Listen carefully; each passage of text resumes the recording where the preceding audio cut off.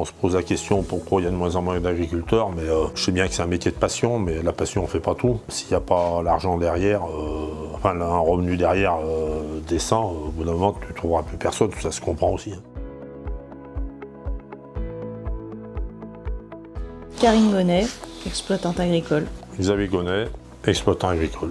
On est dans le Rhône, on est à Chamboilières, sur les hauteurs de Chamboilières. On est en élevage caprin et bovin lait et on transforme toute notre production de lait qu'on vend sur les marchés à Villefranche. C'est dans notre, on va dire dans notre coin où on fait les meilleurs fromages. On habite le lieu-dit La Bonnaire, c'est normal. Et puis, comme je disais tout à l'heure, tu nourris les gens, c'est bien. Je trouve que c'est un métier noble qu'on fait. On n'en parle pas beaucoup, mais si c'est joli notre région, c'est grâce aux agriculteurs quand même. J'ai repris la ferme familiale en sortant de l'école. Ça fait 4 générations. Moi, j'ai rencontré un jeune agriculteur de 20 ans et je me suis mariée et je me suis retrouvée à travailler avec lui. Et moi, je viens d'une famille de 2 fonctionnaires, donc pas du tout du milieu agricole. Ma grand-mère était syndiquée déjà, ma mère aussi. Mon père travaillait à l'extérieur, lui. On va dire que ma première expérience syndicale, il était dans le transport, il bloquait la Nationale 6 avec des semi-remorques et j'y étais. Et j'avais, on va dire, moins de 10 ans. On va dire les premières expériences de bloquer les routes, on les a eues avant 10 ans, pas au niveau de l'agriculture, mais bon, c'était toujours un combat syndical, on va dire. Défendre la profession et puis pour faire avancer des projets, on va dire. Tu as des projets communs déjà, je pense que ça c'est déjà pas mal, que tu peux développer à plusieurs, que tu développeras jamais tout seul. Et après pour défendre la profession, parce que tu es quand même attaqué de pas mal de bords. Un soutien personnel aussi. Un soutien. Si tu as un souci, ouais. Tu sais que derrière tu peux trouver de l'aide. Je pense que c'est au niveau de tous les départements, si tu as vraiment quand même un soutien départemental qui est bien. Après on n'est peut-être pas un grand département, dans des plus grands départements c'est peut-être plus compliqué. Et tu prends les gens au niveau du département, connaissent on va dire une grande partie de leurs adhérents et des agriculteurs. Au niveau départemental il y a quand même vraiment un boulot de terrain qui est quand même bien fait. Et déjà le maintien de l'ICHN, le combat pour les prix.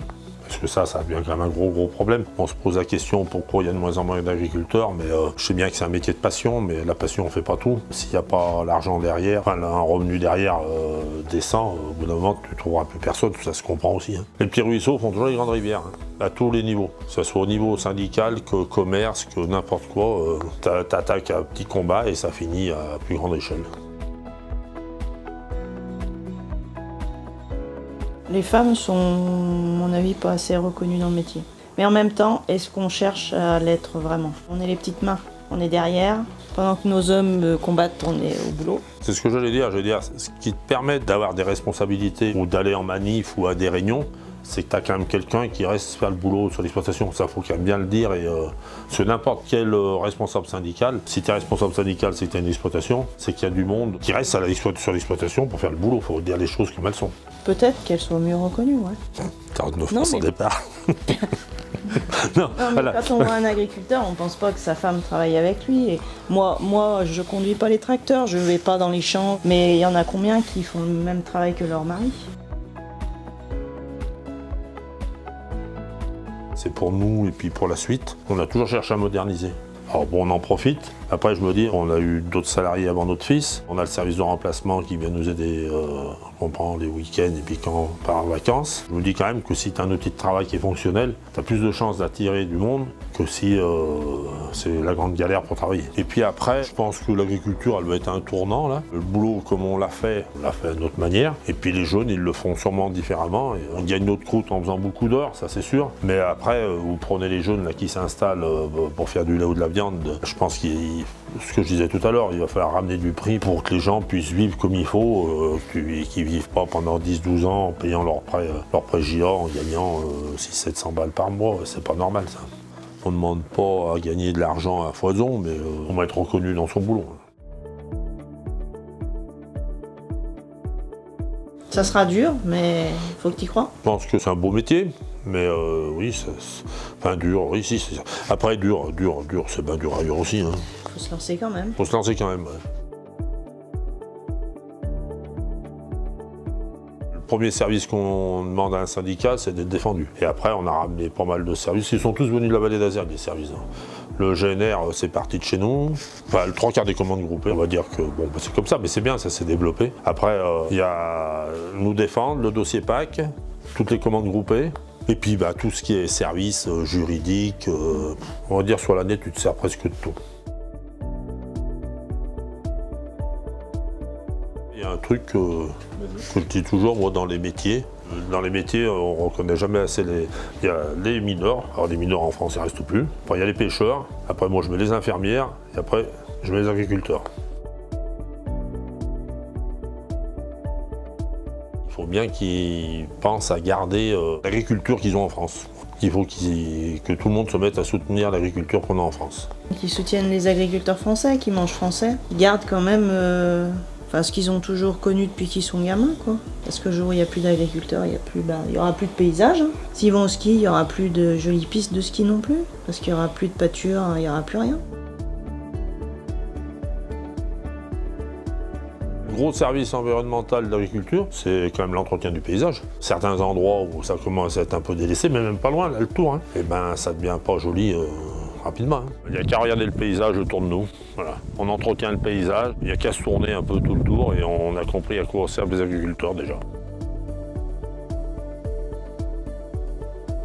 À partir du printemps, une fois qu'il y a de l'herbe, on les lâche. Elles mangent de l'herbe et puis on les complémente avec du foin et puis un peu d'aliments et des céréales qu'on produit sur l'exploitation. Et puis après, quand il n'y a plus à manger, on les nourrit.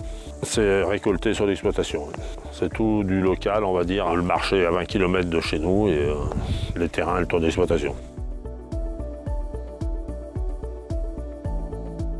Combien exactement beaucoup, une vache aussi. On va dire que c'est vrai que maintenant la problématique c'est quand même l'eau. Pour alimenter le troupeau, on a fait un forage il y a 4-5 ans. Hein. On va dire que ça ne résout pas tous les problèmes, on est obligé d'acheter un peu d'eau quand même. Puis après, il y a le problème de la production du fourrage. C'est vrai que cette année, quand on voit comme ça a plu, on se rend bien compte que le facteur limitant, on peut bien faire ce qu'on veut sur les terrains, même nous des terrains séchants. S'il pleut, on a du fourrage, s'il pleut pas, c'est dramatique. Et je pense que l'avenir de l'agriculture va passer quand même, comment j'en sais rien. Moi, je verrais bien de l'irrigation en collectif, parce que là, chez nous, on ne peut pas tous arroser un petit carré, c'est pas possible. Mais d'avoir un endroit collectif où tu puisses faire du fourrage, et ça, je le verrais bien comme ça. Je pense qu'on a la veille d'avoir des gros soucis. Enfin bon, le lynx un petit peu, mais ça je sais pas trop. Et surtout le loup, parce que tout le monde minimise le problème, on va dire. Mais toutes les régions où ils l'ont, c'est un fléau pour l'agriculture. À mon avis, chez nous, ça sera pire que ça sera comme le changement climatique, on va dire. Et certaines régions, ils abandonnent l'élevage à cause de ça. On dit, oui, on te dit qu'on met à disposition des moyens de lutte, mais bon, la lutte, faut y être, ça te fait du boulot supplémentaire. L'agriculteur, il dort plus la nuit, et puis quand il dort plus la nuit, après, tu n'arrives plus à penser comme il faut, on va dire. On nous dit que les anciens ont vécu avec. Les anciens, ils n'ont pas tant vécu que ça avec, et ils ont essayé de l'éradiquer. Ils y étaient arrivés, et puis après, maintenant, nous, on est là à vouloir faire mieux que les autres, et après, on ne se pose pas la question de la vie de l'agriculteur.